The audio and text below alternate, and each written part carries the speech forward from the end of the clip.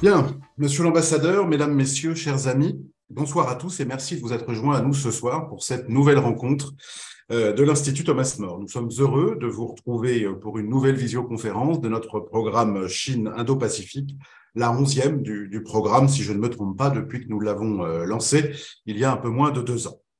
Je remercie également chaleureusement nos deux intervenants, monsieur l'ambassadeur Nerijus Aleksiejunas, qui représente la Lituanie en France, et Laurent Amelot, que vous commencez à connaître maintenant, directeur de recherche à l'Institut Thomas More, directeur du programme Indo-Pacifique, et qui publie aujourd'hui, je vais y revenir, une note dont nous allons parler naturellement. Merci à vous deux pour votre présence, vos éclairages et les échanges que nous allons avoir ensemble. Alors, le thème que nous vous proposons ce soir, chers amis, quelle relation entre les pays d'Europe centrale et orientale et Taïwan, met en relation deux questions géopolitiques graves et d'une grande actualité. La guerre en Ukraine et les menaces qu'elle fait planer sur les pays d'Europe centrale et orientale d'une part, et la montée en puissance, en particulier militaire, mais pas seulement, la montée en puissance de la Chine et les dangers qu'elle recèle pour l'espace Indo-Pacifique, pour le monde et pour un pays comme Taïwan d'autre part. De fait, la guerre en Ukraine nous oblige, nous autres Européens de l'Ouest, à prendre la mesure de ce que c'est, pour un certain nombre de pays, et souvent de petits pays, que d'avoir pour voisins des pays immenses, puissants et agressifs, comme la Chine et la Russie.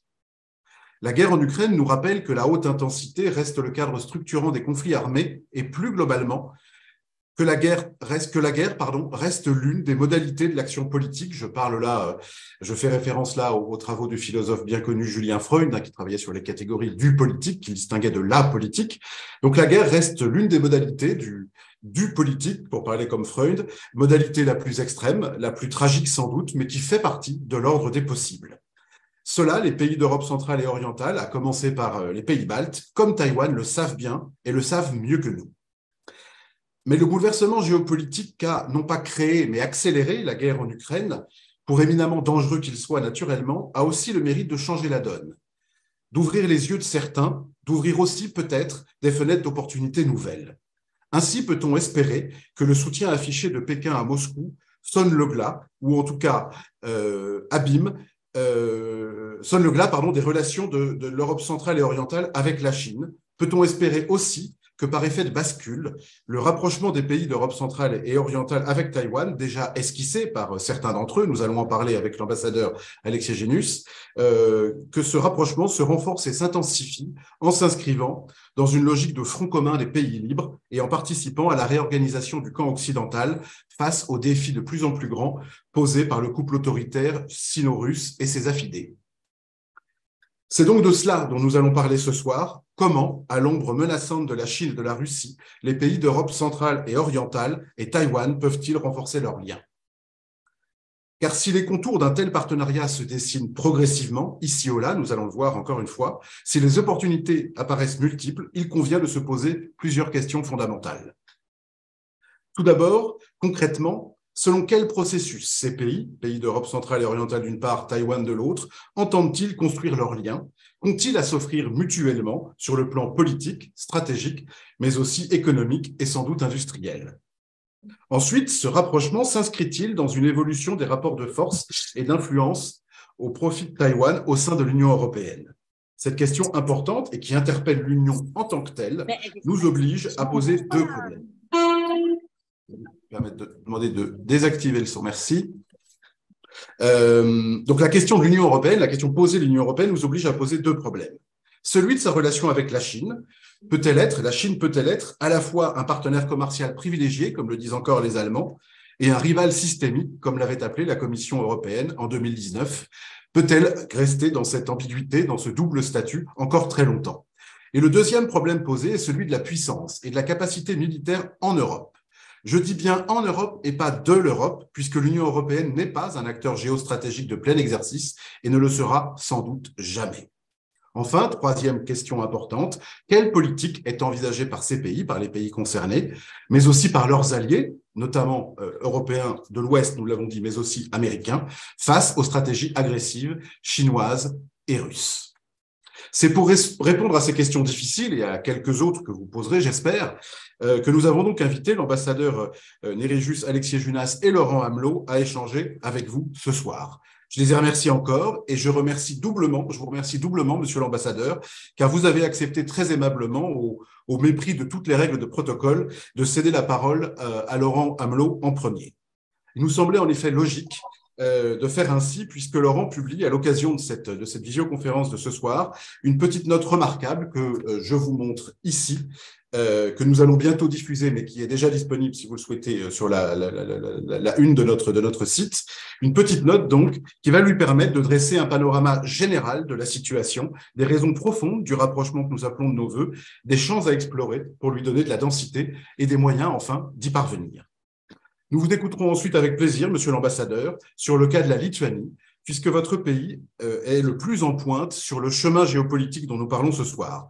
En effet, dès 2021, Vilnius décide à la fois de quitter définitivement le forum 17+1 créé en 2012 et qui réunissait la Chine et 17 pays d'Europe centrale et orientale, 17 pays dont 12 membres de l'Union européenne. Donc Vilnius quitte le forum 17+1 et accueille un bureau de représentation de Taïwan qui n'est pas seulement un bureau économique et culturel, une décision extrêmement forte à laquelle d'ailleurs aucun autre pays de la zone ne s'était risqué jusqu'alors. Vous nous direz, s'il vous plaît, monsieur l'ambassadeur, les raisons profondes qui ont poussé la Lituanie à ce choix courageux, quelles ont été les conséquences, quelles en ont été les conséquences, pardon, et comment vous avez pu y parer et comment vous y parez encore aujourd'hui. Nous vous écouterons donc avec grand intérêt tout à l'heure, mais je passe dès maintenant la parole à Laurent Amelot pour commencer. Merci Jean-Thomas.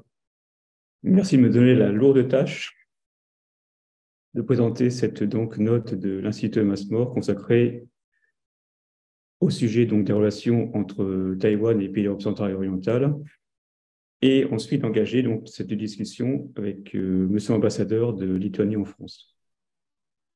Donc, si Taïwan est un sujet de préoccupation en Europe occidentale, en particulier à cause des tensions dans le détroit de Formose, dans les pays d'Europe centrale et orientale, l'attention est beaucoup plus portée sur les sujets de convergence à caractère politique et économique, facteurs de coopération bilatérale ou multilatérale. En effet, les pays d'Europe centrale et orientale et Taïwan connaissent une trajectoire parallèle depuis la fin des années 80, construite autour d'une démocratisation rapide associée à une promotion des libertés fondamentales, d'un positionnement clairement affiché dans le camp occidental et d'un environnement économique ouvert.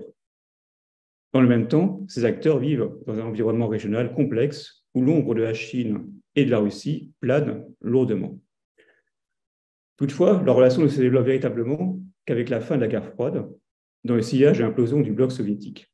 Ce basculement est majeur pour Taïwan, dans la mesure où le Kuomintang, en s'installant sur l'île de Formose en 1949, érigea en dogme l'interdiction de toute relation diplomatique avec les pays du bloc soviétique.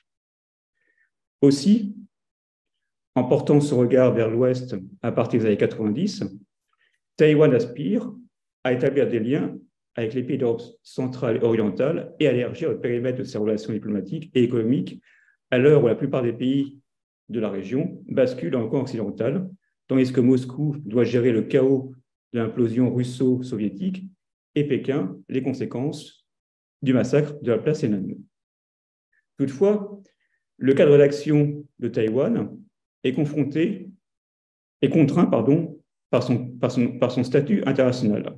La résolution 2578 de l'Assemblée générale des Nations unies, en transférant le siège de membre permanent du Conseil de sécurité à la Chine communiste en novembre 1971, expulse de facto la Chine nationaliste de l'ONU et plus globalement du système international. Les États se soumettant les uns après les autres au dogme de la politique de la Chine unique que leur impose Pékin. Dès lors, au sortir de la guerre froide, Taïwan opère une manœuvre complexe.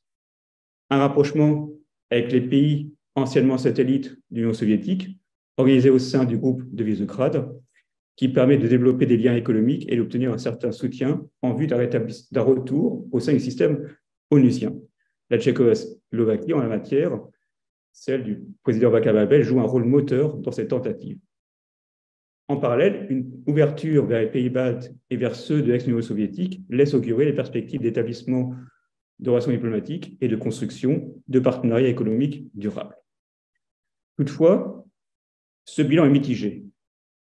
Les pays d'Europe centrale et orientale sont réceptifs aux approches taïwanaises, mais les effets sont limités. La raison est en partie à rechercher dans la posture de Pékin. La Chine communiste conditionne l'admission des pays baltes et de ceux de l'ex-Yougoslavie dans les institutions internationales, et notamment à l'ONU, ainsi que son approbation des opérations de paix dans les Balkans à leur adhésion à sa politique de la Chine unique, provoquant un basculement diplomatique complet de ces pays de son côté.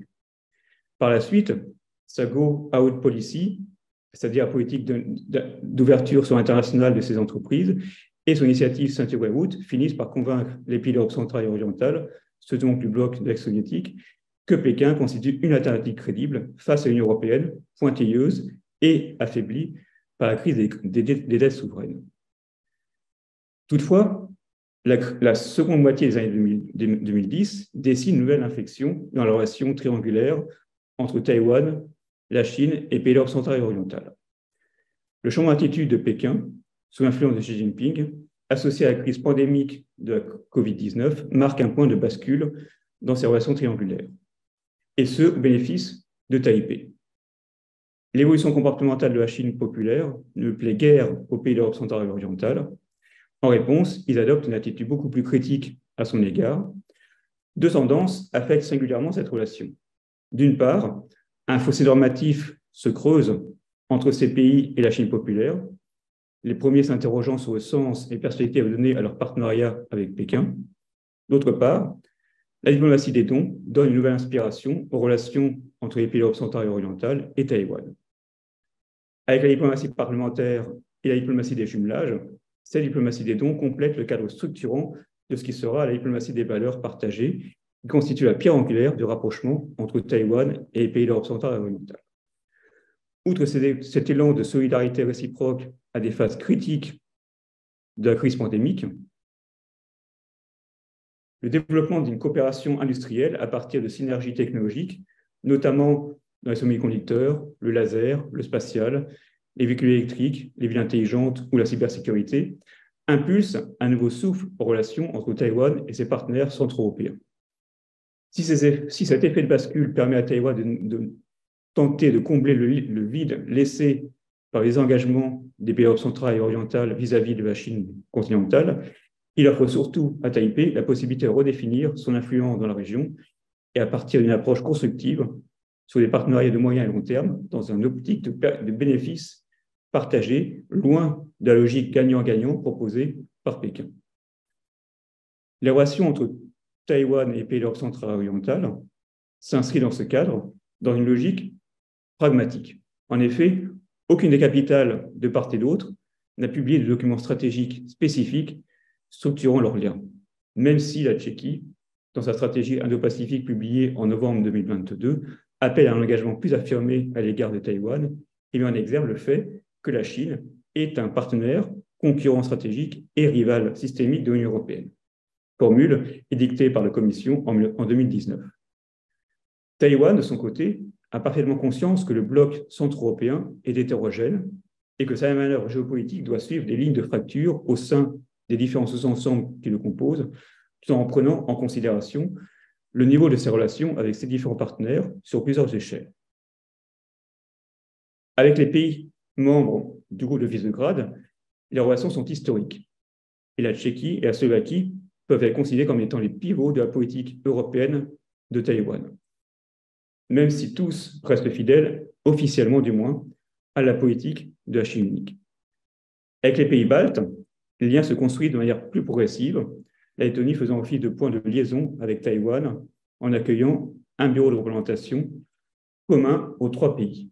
Toutefois, la décision lituanienne en 2021 d'autoriser Taipei plutôt, à ouvrir un bureau de représentation de Taïwan sur son territoire provoque une grave crise avec Pékin. La résistance de Vilnius aux menaces, pressions et sanctions de Pékin, associée à l'élan de solidarité avec ses deux voisins lettons et estoniens, place aujourd'hui les pays baltes à l'avant-garde du rapprochement avec Taïwan, devenant les moteurs de la coopération centro-européenne avec Taipei. Les pays balkaniques, autour de la Grèce, de la Serbie et de ses satellites monténégrins et macédoniens, associés à la Hongrie, sont, eux, plus hermétiques à l'influence de Taïwan. Ils constituent la colonne vertébrale d'une influence de la Chine populaire qui, à partir d'un axe centre-sud, enveloppe l'Union européenne du sud vers l'ouest sur son flanc maritime.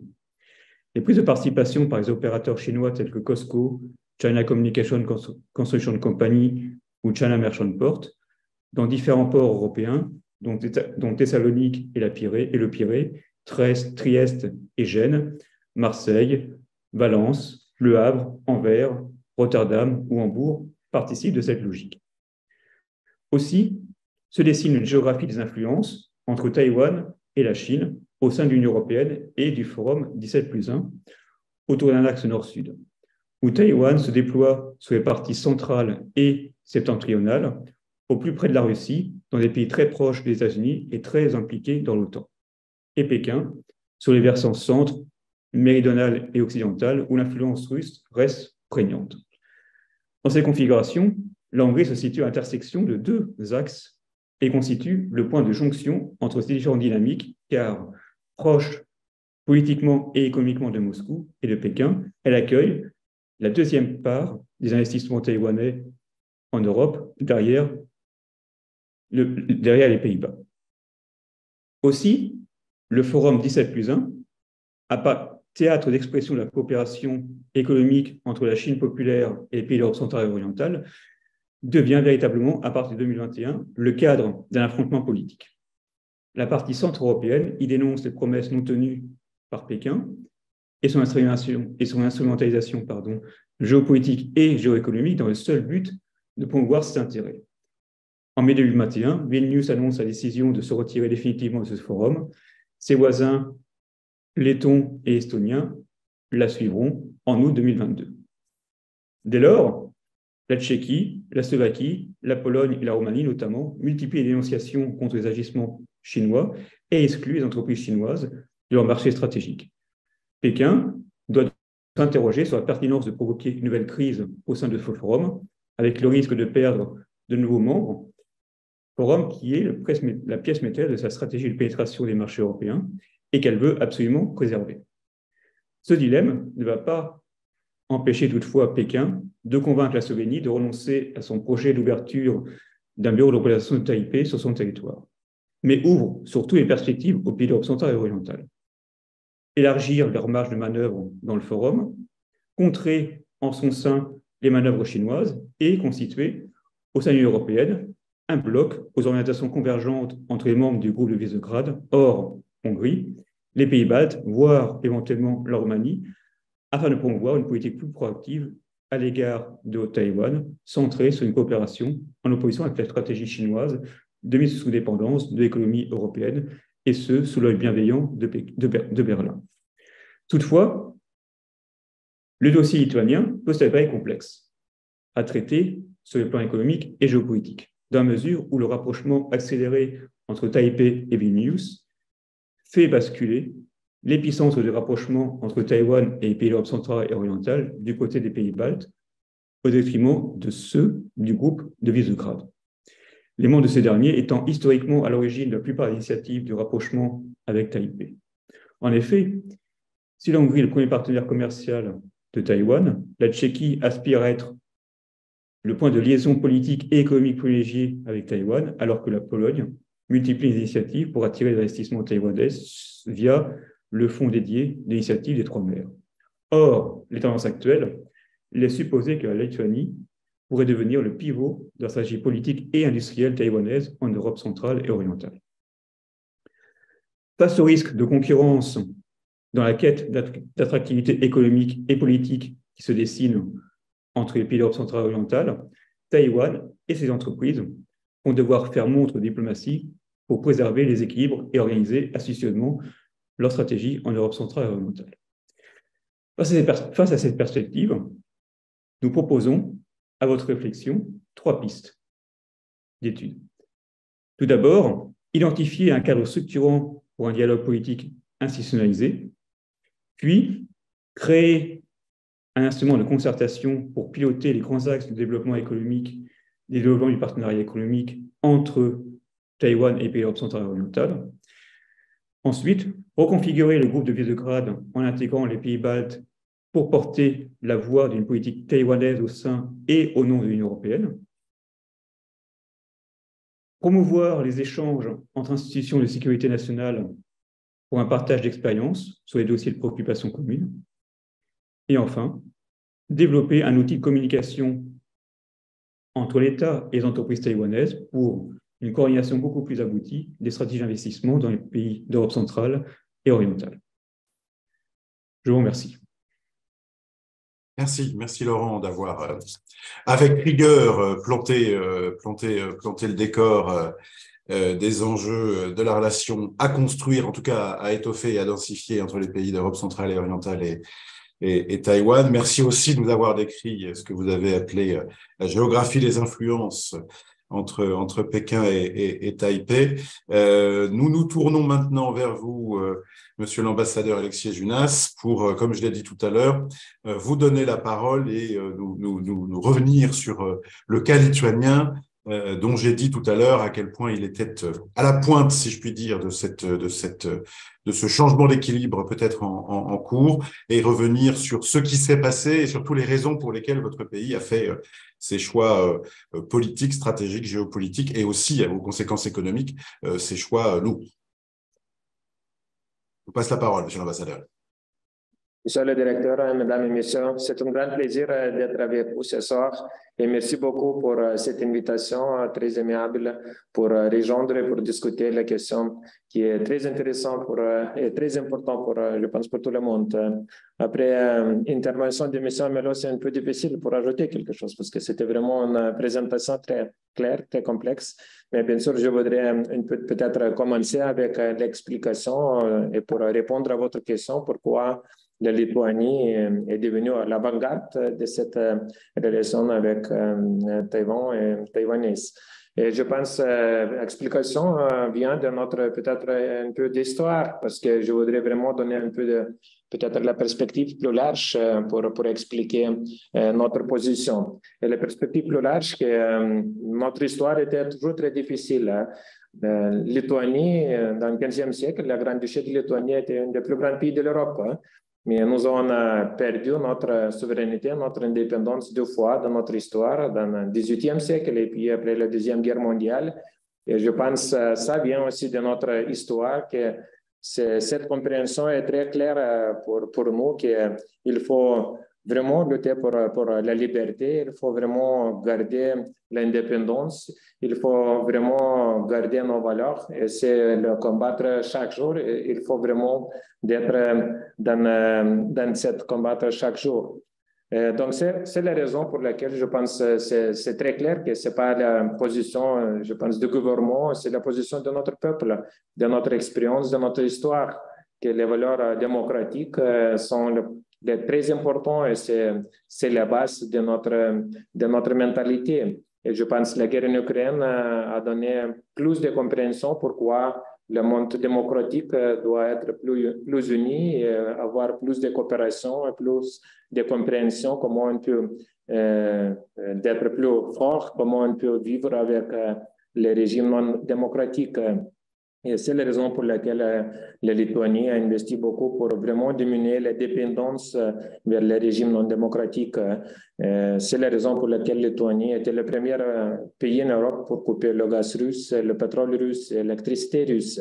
Parce que pour nous, c'était toujours très clair que l'énergie, c'est un outil géopolitique qui est utilisé par la Russie. Et il faut vraiment créer cette indépendance énergétique, indépendance économique pour avoir la possibilité, pour rester toujours le choix pour notre développement. Donc, je pense que c'est la base pour expliquer un peu les raisons pour lesquelles nous avons décidé pour avoir les relations plus étroites avec les Taïwanais. Et c'était vraiment la décision qui était basée sur nos propres valeurs pour avoir la coopération sur la même valeur. C'est peut-être une des explications. Et pour nous, c'était un peu difficile pour comprendre pourquoi cette décision souveraine, décision démocratique par notre pays a provoqué la réponse si hostile de la Chine. Parce que nous avons vraiment toujours évoqué que notre position reste toujours pour la Chine unie, pour avoir cette politique de la Chine unique toujours comme la base. Donc, il n'y a aucune contradiction de notre décision pour coopérer plus avec Taïwanais contre ce principe de la Chine unique. Mais nous avons vu que cette décision était vraiment prise un peu dans la manière pas très rationnelle. Bien sûr, c'était le premier pas de notre côté, c'était pour quitter le format 17+1, mais pour nous, c'était très clair que ce format a été créé pour diviser l'Europe, pour diviser nous. Et c'était la décision de notre côté pour vraiment avoir plus de cohérence et plus de coopération au niveau européen. C'est la raison pour laquelle nous avons poussé beaucoup cette idée pour avoir le format 27+1 avec la Chine, pour vraiment donner cette possibilité de l'Europe à rester unie et parler avec seule voix avec la Chine. Et ça vient peut-être aussi de notre expérience avec la Russie, qui était toujours cette politique diviser l'Europe et diviser les pays démocratiques. Et puis, bien sûr, la deuxième étape était pour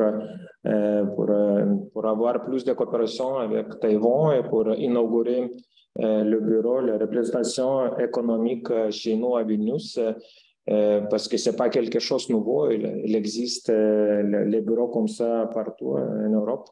Bien sûr, c'était juste la question de la norme de cette représentation, mais c'était toujours très clair que c'est la décision de notre côté pour avoir représentation économique et culturelle, pour vraiment avoir des relations avec Taïwanais.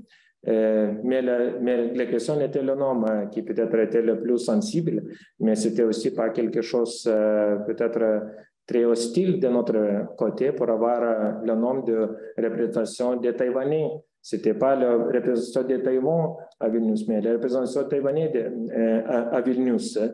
Juste, je pense, pour donner peut-être un peu de comparaison, par exemple, ici à Paris, il existe Centre culturel de Taïwan et il n'y a aucun problème pour avoir le nom comme ça. Mais chez nous, c'était vraiment quelque chose comme la réaction très, très forte du côté chinois. Mais quel était le résultat peut-être de cette action de coercition de Chine? Je pense que c'était aussi quelque chose de positif finalement avec cette réaction si forte, parce que la première conséquence, c'était que ces actions ont uni l'Europe, parce que c'était beaucoup de solidarité avec notre pays dans cette période des boycotts de commerce avec la Lituanie du côté chinois. Nous avons réussi pour avoir la Commission européenne qui a porté plainte contre la Chine devant l'Organisation mondiale du commerce, qui était aussi un signe très clair pour avoir cette unité européenne. Et puis, bien sûr, c'était aussi peut-être un bon moment pour tester aussi notre unité sur le marché uni, parce que cette action coercition était aussi pas directe vers la Lituanie, parce que c'était pas beaucoup d'échanges commerciaux avec la Chine. Aussi, des investissements chinois en Lituanie étaient moins que les investissements lituaniens en Chine. Et comme il y a une taille de pays un peu différente, je pense que ça explique beaucoup qu'il n'y avait pas aucune possibilité pour presser nous directement. Donc, c'est la raison pour laquelle ces actions étaient un peu vers les autres pays pour bloquer la Lituanie dans les chaînes de production des autres pays européens. Le deuxième peut-être aspect positif, que finalement, pour nous, c'était aussi une possibilité pour diversifier notre présence dans la région. Et nous avons renforcé notre présence dans la région Indo-Pacifique. Juste pendant les derniers 2 ans, nous avons inauguré nos ambassades en Australie, en Corée du Sud, au Singapour. aussi notre représentation économique à Taipei. Donc, c'était vraiment donner cette compréhension qu'il faut diversifier notre échange commercial avec les autres pays de la région. Et juste peut-être donner un petit chiffre. L'année dernière, le commerce avec cette région a augmenté par 60% de commerce. Donc, c'est vraiment un très, très bon chiffre. Et ces boycotts du côté chinois, c'était presque récompensé par les autres échanges commerciaux avec les autres pays. Et finalement, c'est peut-être un troisième aspect très important que nous avons réussi pour renforcer nos relations avec Taïwanais. Et Taïwanais, et c'était vraiment pas juste solidarité des Taïwanais pendant cette période de boycott. Je me souviens beaucoup cette initiative qui était une initiative privée à Taïwan pour soutenir la Lituanie, pour acheter des produits qui étaient bloqués par la Chine à Taïwan et pour vraiment donner cette image très, très positive de Lituanie à Taïwan. Mais c'était aussi la coopération industrielle de technologie au point, qui était aussi mentionnée par un monsieur qui a parlé à M. Amelo. Donc, c'était, je pense, cet résultat très concret qui a été fait, aussi le fonds d'investissement de 200 millions de dollars a été prié. Juste peut-être un petit exemple très concret des derniers mois, des dernières semaines. En janvier, c'était 3 contrats signés avec 3 sociétés lituaniennes de côté taïwanais pour travailler ensemble dans les secteurs différents, mais pour nous, c'est le secteur des semi-conductors qui a été fait, et cet investissement de 10 millions d'euros pour notre société Teltonika, pour être associé avec la chaîne de production des semi-conducteurs et pour préparer, pour travailler avec Taïwanais. Donc finalement, je pense qu'il y a aussi quelque chose de très, très positif que nous avons découvert Taïwan, nous avons découvert les autres pays dans la région et maintenant aussi nous sommes peut-être plus diversifiés, plus résilients contre la pression économique ou politique des grands pays qui n'est pas très content avec notre politique étrangère. Parce que pour nous, ça ressemble aussi à notre politique avec la Russie, parce que c'était toujours la Russie n'était pas très content avec la Lituanie, avec nos décisions souveraines de politique étrangère. Et bien sûr, pour nous, c'est aussi la conclusion très claire que la guerre en Ukraine, ces actions de coercition de Chine poussaient peut-être nous pour comprendre plus qu'il faut être unis pour devenir plus résistants et pour vraiment diminuer la dépendance des pays non démocratiques. Donc, c'est peut-être juste une petite introduction pour la discussion, mais je voudrais vraiment toujours préférer avoir la discussion, mais pas avoir les longues présentations parce que c'est mieux pour discuter toujours. Merci beaucoup. Bien, merci. Alors, je vais lancer la discussion en vous posant 2 questions, monsieur l'ambassadeur.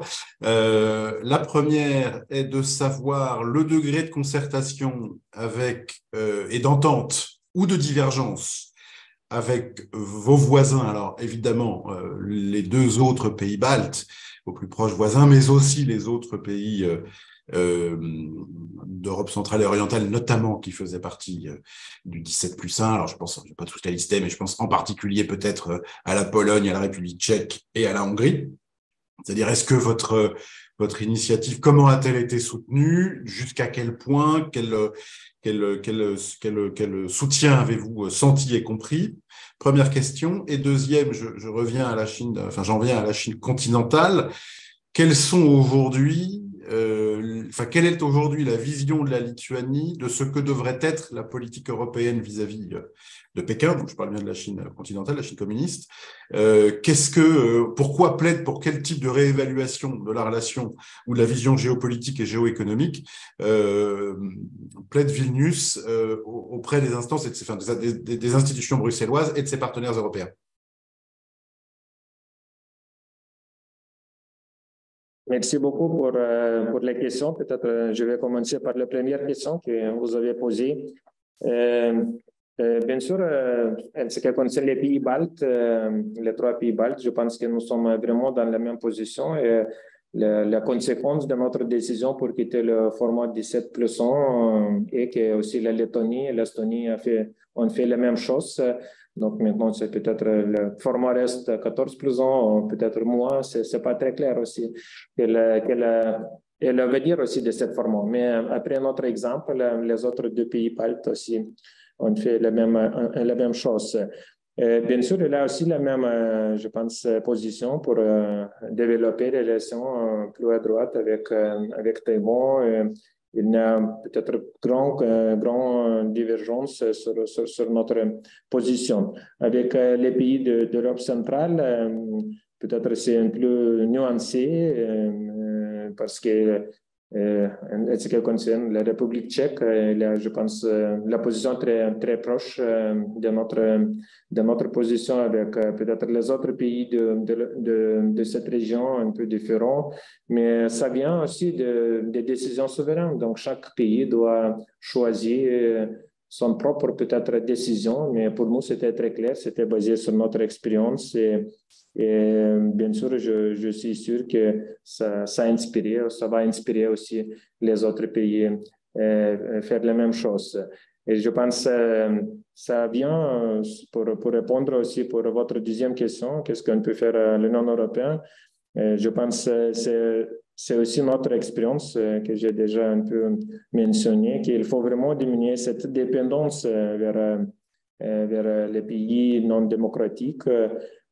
Comme j'ai expliqué notre expérience avec la Russie, c'était peut-être un bon exemple parce que à l'époque, c'était notre dépendance totale, c'était 100% de dépendance sur le gaz russe, mais nous avons décidé vraiment de construire notre terminal GNL pour faire cette diversification, pour avoir le choix et maintenant on peut importer le gaz de tout pays. Mais aussi, nous avons investi beaucoup dans notre propre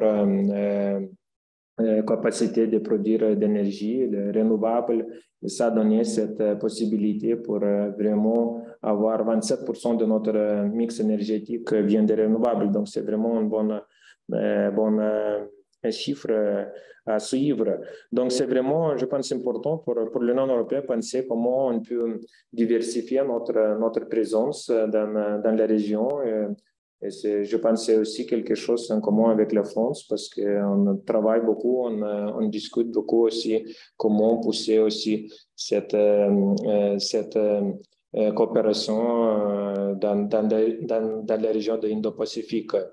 Bien sûr, pour nous, c'était aussi la question de la guerre, la question quels sont les pays qui prend une autre position dans cette situation. Et c'est aussi très clair que la coopération entre la Russie et la Chine reste toujours une grande préoccupation et bien sûr pour nous peut-être le premier signe de cette coopération au niveau militaire était l'exercice militaire dans la mer Baltique 2015, quand la Chine et la Russie ont fait l'exercice ensemble. Et c'était le premier peut-être appel pour nous, pour vraiment d'être vigilants, parce que la mer Baltique, juste à côté de nous, c'est notre mer. Et avoir la présence chinoise, c'était un peu délicat. Donc, c'est vraiment très important pour voir cette coopération, pour être vigilant. Et je pense que c'est la raison pour laquelle aussi cette coopération avec la région de l'Indo-Pacifique aussi devient comme aussi une des sujets pour l'OTAN et pour l'Union européenne et pour notre échange quotidien. Et puis, bien sûr, je pense que comme j'ai commencé, le monde démocratique doit avoir plus de coopération, plus d'échanges. C'est la raison, je pense, pourquoi il faut vraiment avoir plus de coopération avec Taïwan et pour créer aussi cette coopération de technologies, comme c'était la question des semiconductors, qui est devenu très clair qu'il n'y a pas beaucoup d'alternatives de plus taïwanais. Et puis, bien sûr, c'est très important pour travailler avec eux, pour avoir l'Europe plus engagée avec Taïwanais sur cette voie aussi. Merci. Je vais peut-être m'adresser à Laurent, parce que je voudrais lui poser une question suite à son intervention tout à l'heure. Évidemment, je vous en repose, on reviendra à vous, monsieur l'ambassadeur. Laurent, je voulais te parler t'interroger ou te demander de nous parler de ce que tu appelles dans ta petite note l'énigme hongroise. Le cas de la Hongrie est un peu singulier, nous le savons tous. Et en l'occurrence, sur le sujet qui nous occupe, la Hongrie à la fois accueille des projets importants, des projets de Chinois du continent, notamment en matière d'infrastructures et aussi universitaire, mais est en même temps le principal récipiendaire des investissements taïwanais en Europe centrale et orientale. Est-ce que tu peux nous dire quelques mots sur cette sorte d'énigme, ou est-ce que ça n'en est pas une en fait, et c'en est une pour le béotien, mais pas pour le spécialiste?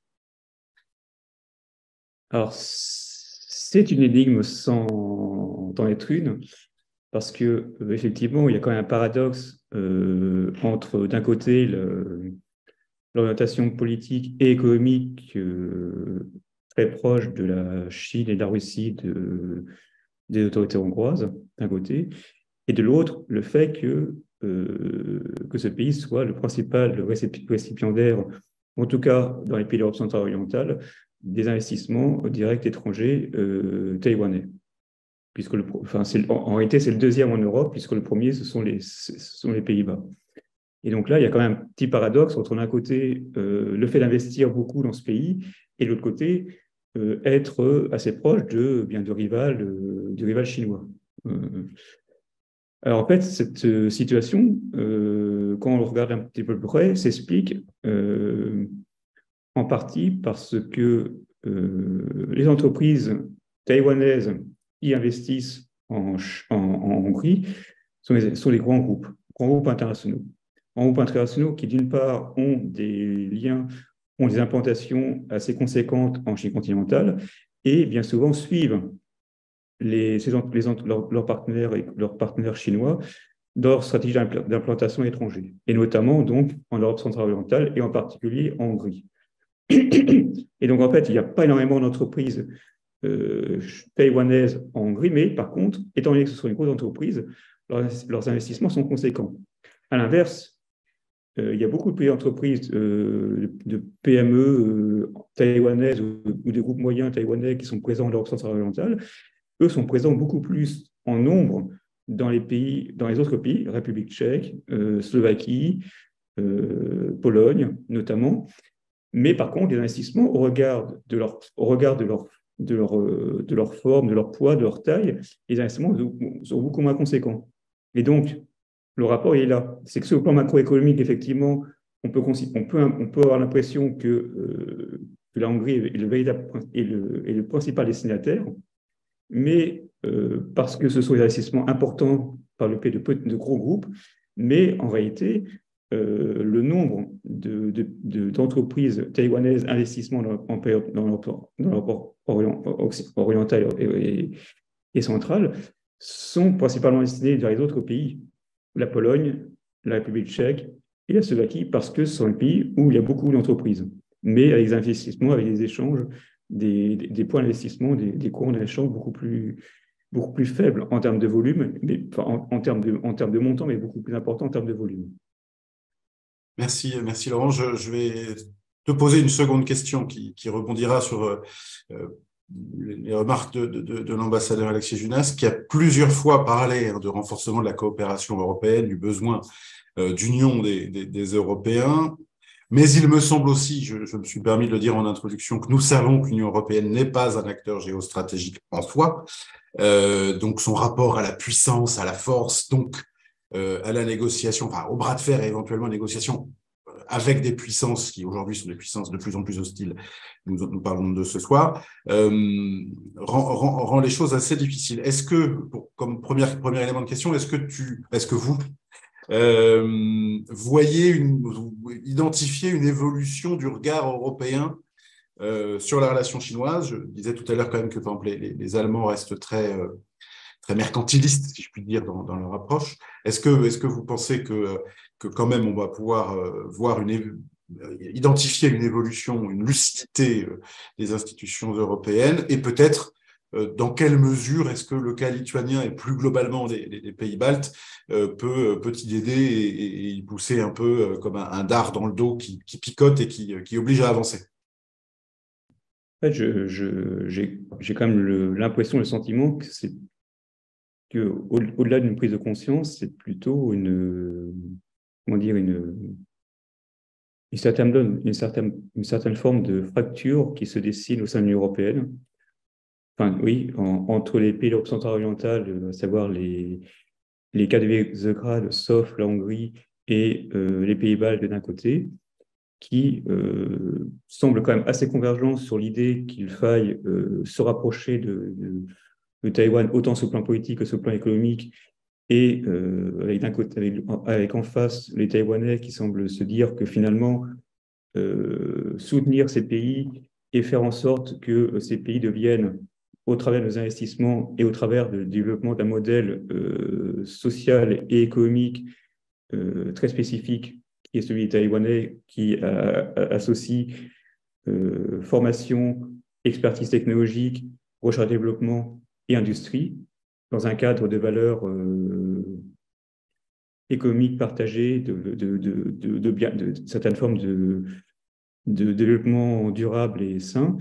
Donc, faire de cet espace centre-européen un pôle industriel enfin, pas nécessairement novateur, mais innovant, s'oppose à la vieille Europe, l'Europe occidentale telle qu'on la connaît classiquement, avec autour notamment de l'Allemagne, qui, elle, quand même, reste encore très proche de la Russie d'un côté et de la Chine de l'autre.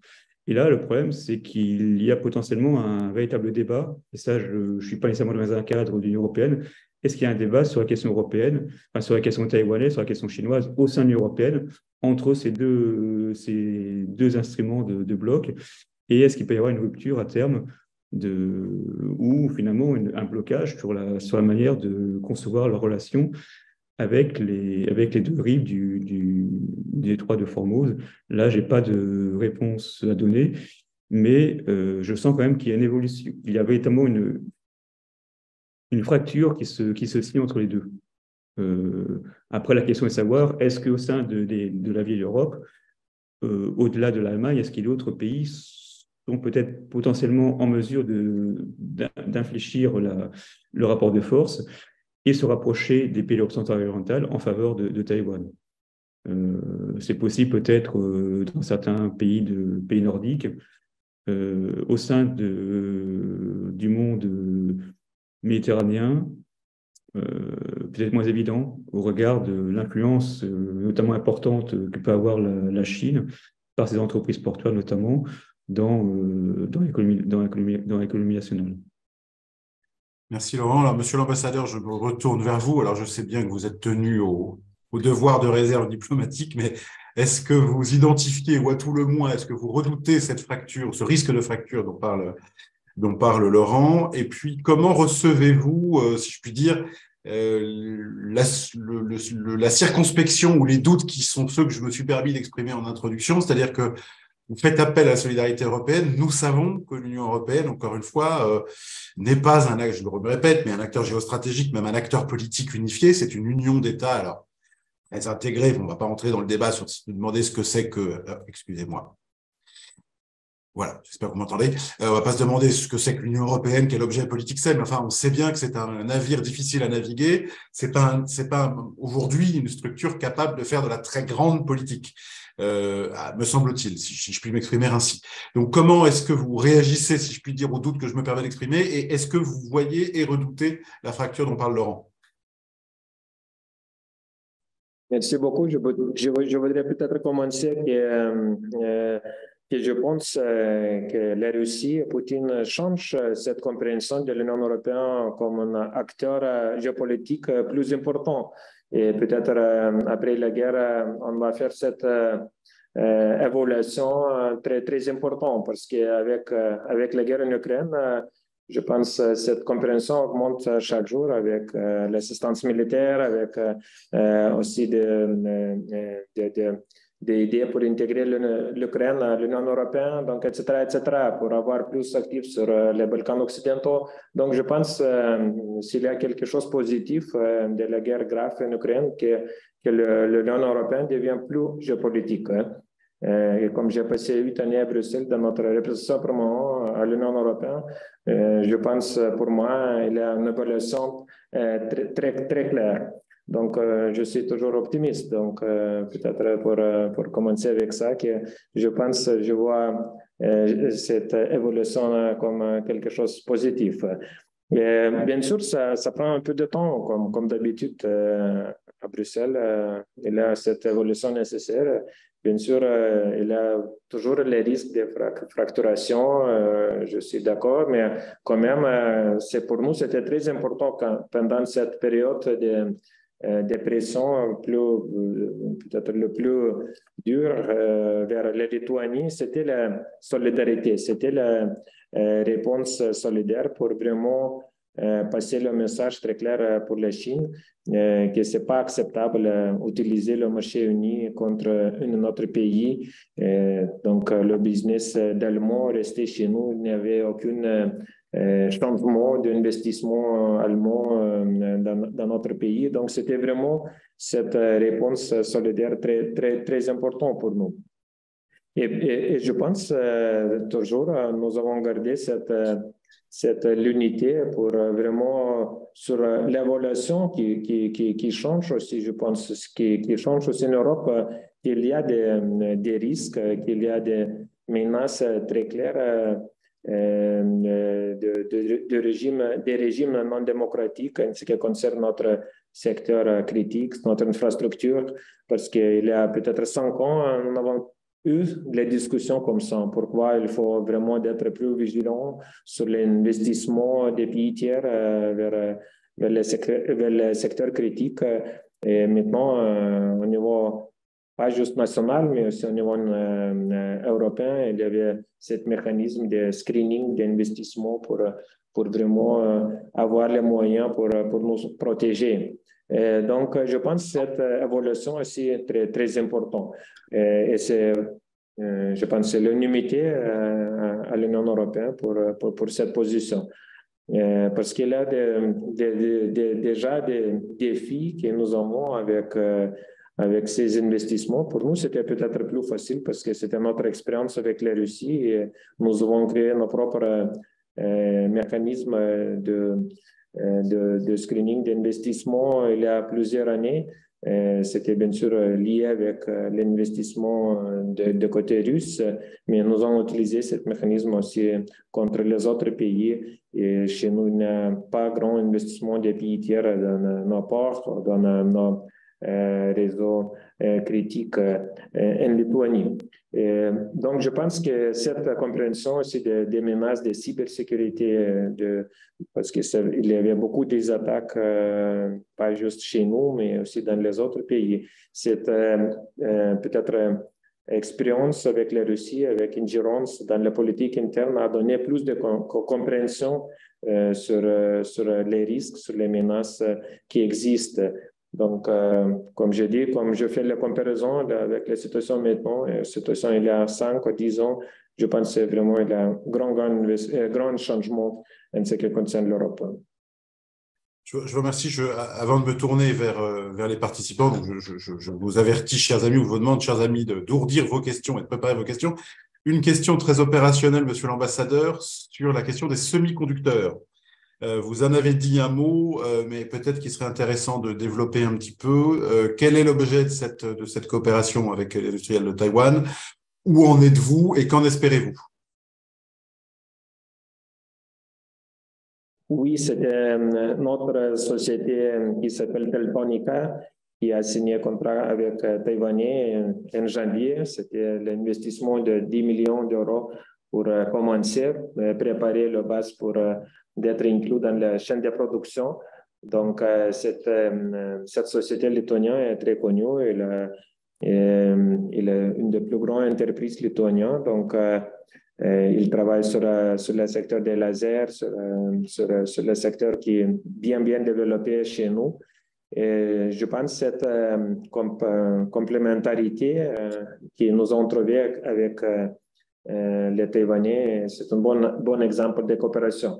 Donc maintenant, notre idée pour commencer cette préparation, et je pense que la date était indiquée 2027 comme une date possible déjà pour commencer la production et d'être dans les chaînes de production de semi-conducteurs en Europe. Merci, Monsieur l'Ambassadeur. Mais écoutez, chers amis, nous nous tournons vers vous. S'il y a une ou des questions, n'hésitez pas, nous avons un petit peu de temps devant nous. Naturellement, la première est toujours la plus difficile. Bonjour à tous. Moi, j'en ai peut-être une. Merci, Hugo. En tout cas, merci beaucoup pour vos présentations, Monsieur l'Ambassadeur et Monsieur Amelot, qui étaient toutes deux très claires et passionnantes. Je suis désolé, ma caméra ne veut pas démarrer, du coup, je dois me contenter du micro. Je vous entends. Je me demandais personnellement ce que le futur nous réserve, et plutôt du côté de la réaction chinoise au rapprochement entre Taïwan et les États d'Europe centrale et orientale. On avait vu après l'appel téléphonique il y a quelques semaines entre le président élu tchèque et Tsai Ing-wen. Le premier avait même parlé de rencontrer la présidente taïwanaise. Et on voit bien que derrière ça, Taïwan poursuit avec succès son rapprochement. Du coup, je me demandais si, à votre point de vue, de quelle réaction on pourrait s'attendre du côté de la Chine. Est-ce qu'elle va pouvoir simplement s'accommoder du nouveau rôle de Taïwan en Europe, ou est-ce qu'elle va chercher à riposter et quels seraient ses leviers? Merci. Laurent ou Monsieur l'Ambassadeur, vous voulez commencer? C'est un peu difficile peut-être de répondre pour moi. D'accord, vous avez raison, pardon. Laurent, la réponse est pour toi. Bien. En fait, ce que j'ai évoqué un petit peu tout à l'heure, c'est le DM chinois, notamment au sein du forum qui est maintenant un forum 14+1, enfin, à mesure où les 3 pays baltes ont quitté le forum initial. La question est de savoir pour les Chinois, dans quelle mesure est-ce qu'il est pertinent pour eux de provoquer une crise avec un pays tel que la République tchèque ou un autre pays, Slovaquie, Pologne, si jamais une politique de rapprochement significatif avec la Chine, avec Taïwan, pardon, venait à se concrétiser. Est-ce qu'il convient de provoquer une crise avec le risque que ce pays, le pays concerné, notamment la Tchéquie en l'occurrence, finalement quitte le forum 17+1 et soit suivi par peut-être, par effet ricochet, la Slovaquie ou la Pologne. Et donc, ça ferait donc 2 États complémentaires qui quitteraient ce forum. Ça ferait 6 États membres de l'Union européenne qui quitteraient ce forum. Et donc, qui ferait que ce forum deviendrait finalement beaucoup plus restreint et avec un nombre d'États européens, un État membre de l'Union européenne beaucoup plus limité, et donc des perspectives d'intervention, de pénétration du marché européen plus basées sur les pays d'Europe centrale orientale, mais basées sur les États classiques de l'Union européenne. Et sachant que dans ce cadre, au sein de l'Union européenne, si l'Allemagne reste encore favorable, les mécanismes de contrôle qui se mettent en place en termes d'investissement, de convertissement, pourraient peut-être entraver un petit peu plus la question chinoise. Donc la question est là, en fait, c'est savoir est-ce que on s'accommode effectivement, on sent un petit peu le ton, mais sans être trop menaçant, les pays centro-européens qui envisagent un approfondissement de relations avec Taïwan, ou alors est-ce qu'on muscle les actions avec le risque que bien ceci fasse la même chose que la Lituanie, la Lettonie ou l'Estonie, et que finalement ce forum 17+1 qui était hier le tas d'expression de la stratégie chinoise en Europe, eh bien, devienne quelque chose qui ne reste plus concentré que sur la Hongrie et les pays proches à la fois de Pékin et de Moscou.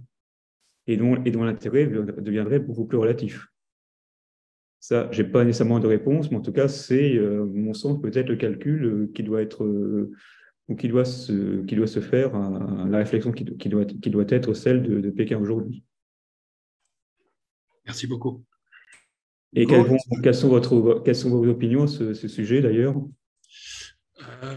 Oui, c'est du coup, grosse question. Moi, je me dis que quelque part, la Chine a un peu modifié, en tout cas, essaie de modifier son approche par rapport à la BRI, à ses investissements à l'étranger, où elle essaie de mettre peut-être un peu moins d'argent dans des grands projets d'infrastructure qui ont déçu beaucoup de monde, et d'essayer d'accommoder les différentes exigences, et ça dépasse évidemment le cadre de l'Europe, mais je me dis quelque part comment, voilà, est-ce qu'elle va faire pour essayer de regagner les cœurs et les esprits, et voilà, comment est-ce que Taïwan et la Chine en fait vont coexister au niveau de cette question-là en Europe. Oui, c'est une vraie question en fait. Pardon. C'est une vraie question. La question est de savoir comment est-ce qu'effectivement les Chinois s'accommodent d'une normalisation informelle de Taïwan sur la scène internationale. On l'exclut des instances internationales, on l'exclut de la diplomatie diplomatique, mais finalement, on lui offre une visibilité croissante parce que l'on n'est pas en mesure de la contrer. Et si on la contre, eh bien, les manœuvres sont tellement offensives, tellement agressives que ça endommage notre image et que donc, finalement, ça renforce encore la visibilité et la bienséance qu'on peut accorder à Taïwan. Donc, le dilemme est là.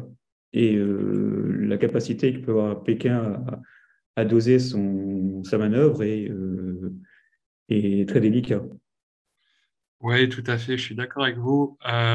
Souvent, la Chine rationalise ou légitime ses réactions en disant que là, il y a eu une atteinte à la politique de la Chine unique, mais peut-être ce que peut faire la Chine à côté, c'est si elle ne peut pas réagir au niveau européen, elle peut réagir au niveau taïwanais, avec tout ce qu'elle fait d'habitude.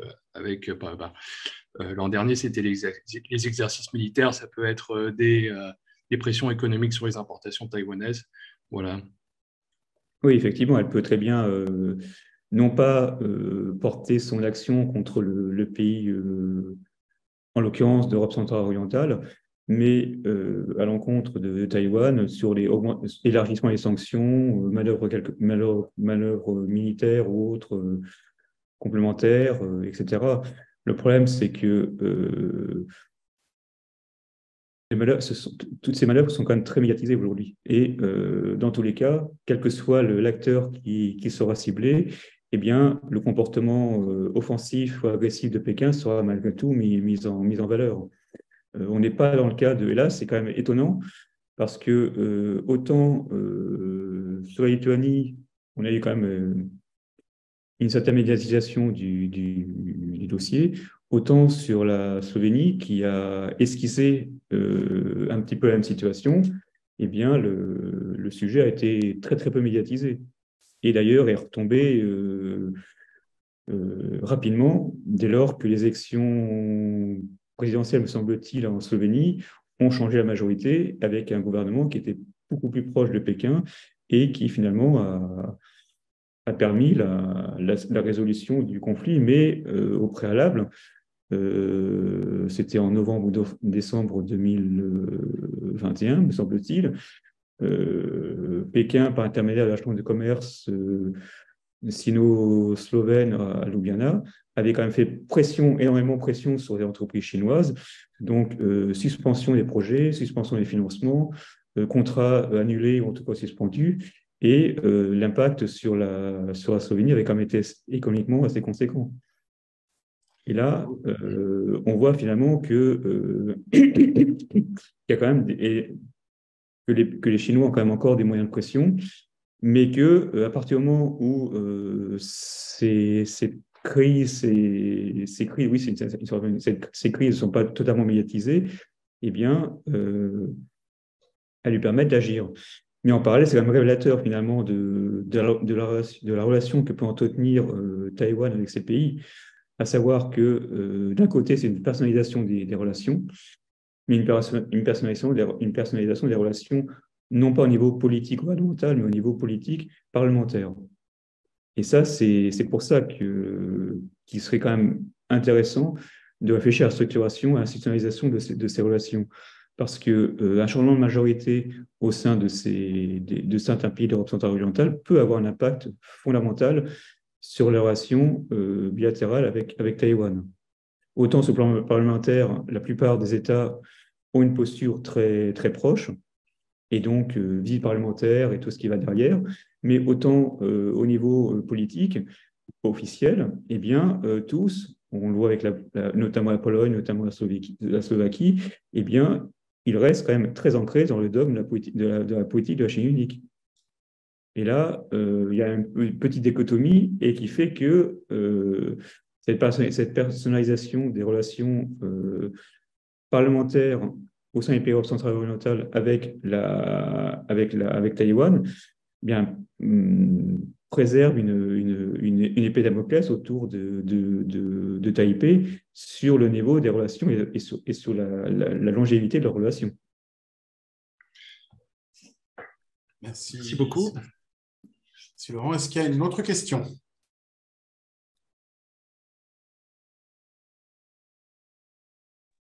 Oui. Oui, Cyril, je vous écoute. Oui, juste un mot. Je vais le faire d'ailleurs.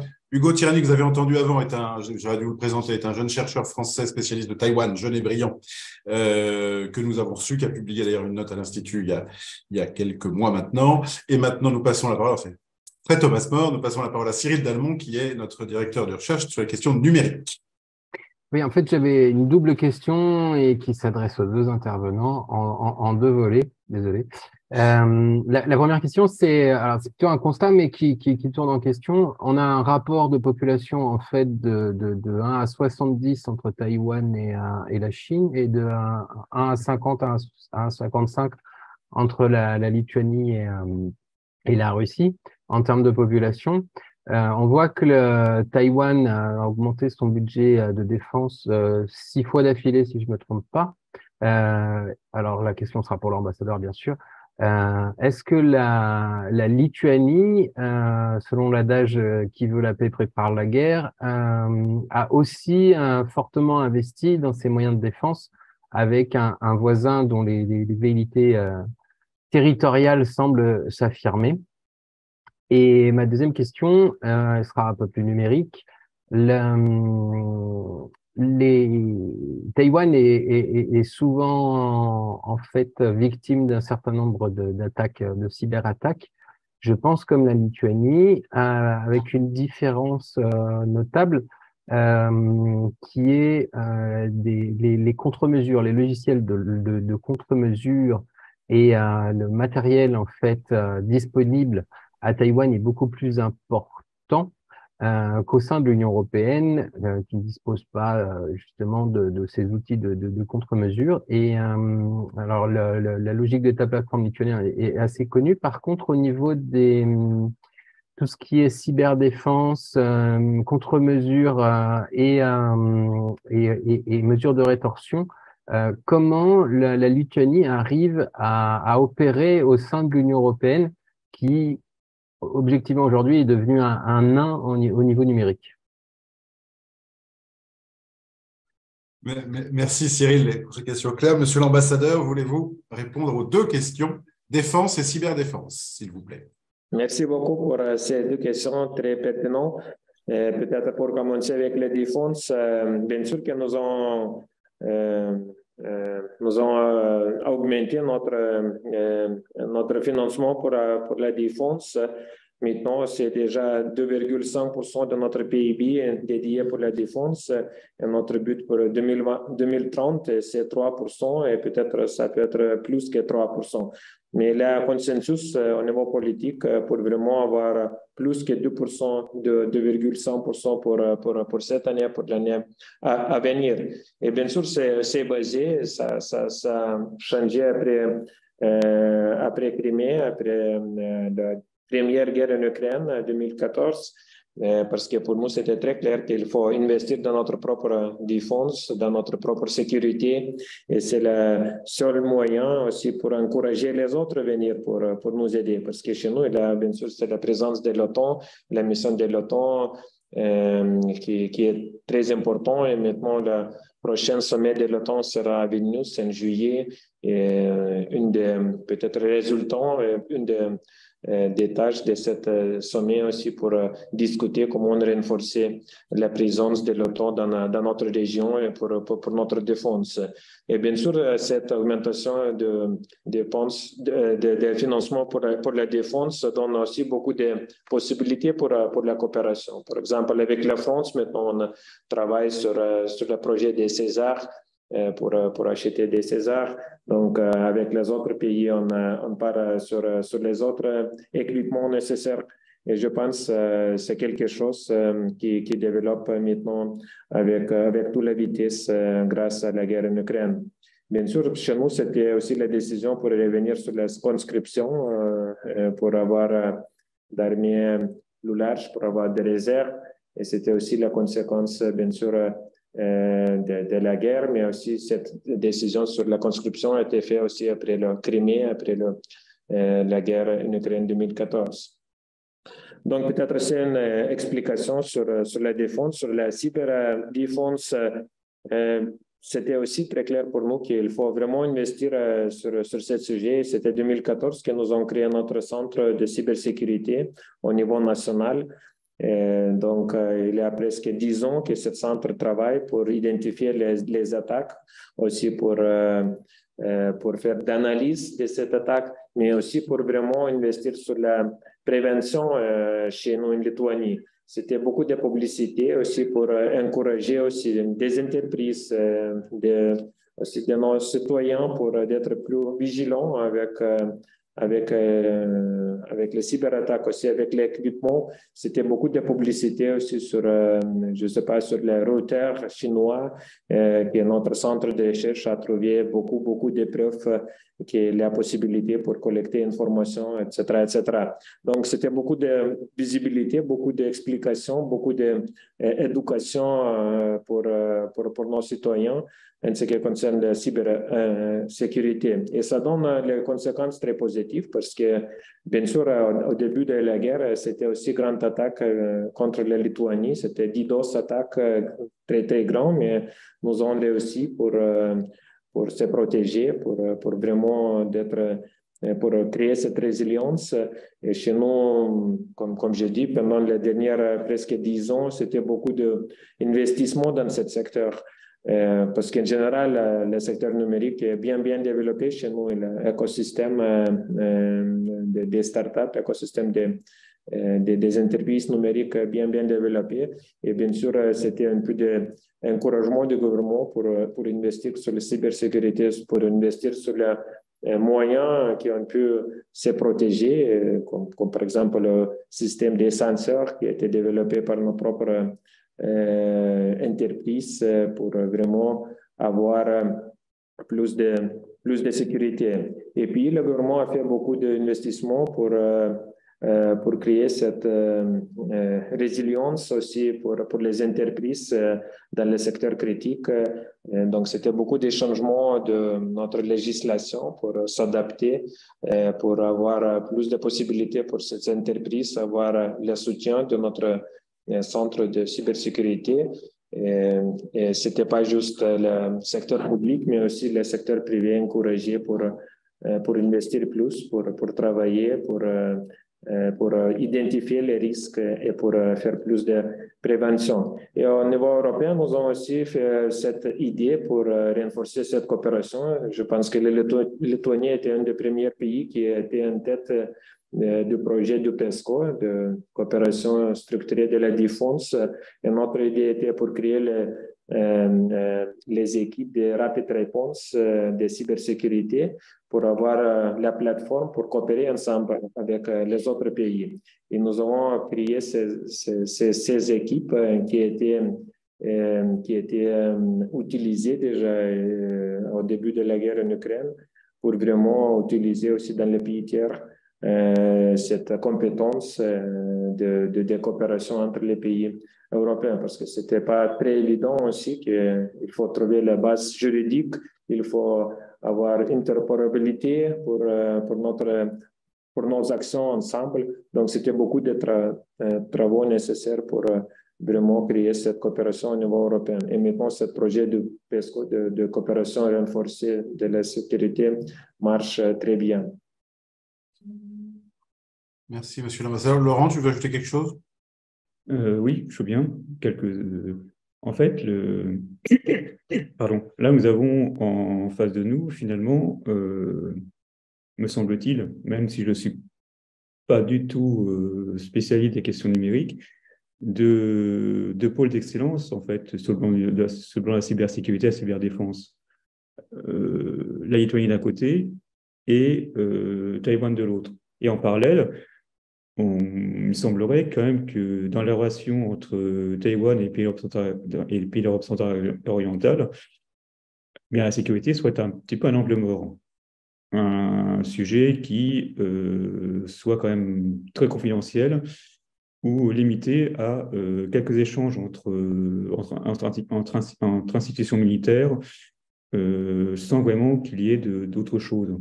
Certes, il y a une coopération par les discussions, mais au-delà, j'ai un petit peu mal à identifier finalement les relations qu'il peut y avoir entre les deux acteurs, et peut-être que c'est quelque chose à creuser en la matière, parce qu'il y a quand même des échanges d'expériences, des partages d'expériences à développer, la cybersécurité en l'occurrence, mais d'autres sujets. La Lituanie, comme les pays d'Europe centrale et orientale, ont été quand même sous le joug soviétique pendant 45 ou 50 d'années. Ils ont une expérience sur la guerre des partisans, sur la résistance passive, sur tout un certain nombre de choses. On ose espérer que Taïwan ne sera pas demain sous le joug communiste, mais néanmoins, il y a quand même des modes opératoires qui peuvent être peut-être échangés, discutés, pour savoir un petit peu comment est-ce que du côté taïwanais, on pourrait se préparer à cette hypothèse si demain ça devait advenir. Enfin, il y a tout un ensemble de choses qui mériteraient peut-être d'être développées au niveau de la sécurité et au niveau des coopérations institutionnalisées ou non entre des écoles militaires, des écoles d'officiers ou des centres de recherche, qu'ils soient privés ou publics, liés aux questions de défense d'un côté comme de l'autre. Me semble-t-il. Sans doute raison, cher Laurent, mais je suis bien convaincu que l'ambassadeur ne voudra pas confirmer. Voilà. Pour explicitement. Est-ce qu'il y a encore une question d'un participant? Est-ce que vous souhaitez prendre la parole? Non? Bon, eh bien, écoutez, alors nous allons terminer avec un petit peu d'avance. Je vais remercier infiniment, vous remercier, monsieur l'ambassadeur, pour votre participation et de vous être prêté au jeu des questions-réponses. Merci, cher Laurent, de nous avoir éclairé sur cette problématique. Je vous réinvite tous à aller lire la note de Laurent qui est disponible. Encore une fois, on va diffuser bientôt, mais qui est déjà sur notre site. Et je vous remercie donc encore de votre participation et vous dis à très bientôt pour une prochaine visioconférence, toujours sur ces sujets et sans doute sur des questions plus strictement militaires et surtout dans la zone Indo-Pacifique sur la question des gares maritimes et notamment des porte-avions et la production de porte-avions de la part de la Chine populaire. En tout cas, vous en saurez plus et naturellement, vous recevrez l'invitation quand nous serons prêts. D'ici là, merci infiniment encore et à très bientôt, chers amis. Bonne soirée à tous. Merci. Bonne soirée à tous. Merci. Merci, monsieur l'ambassadeur. Merci beaucoup. Très intéressant. Merci à tous.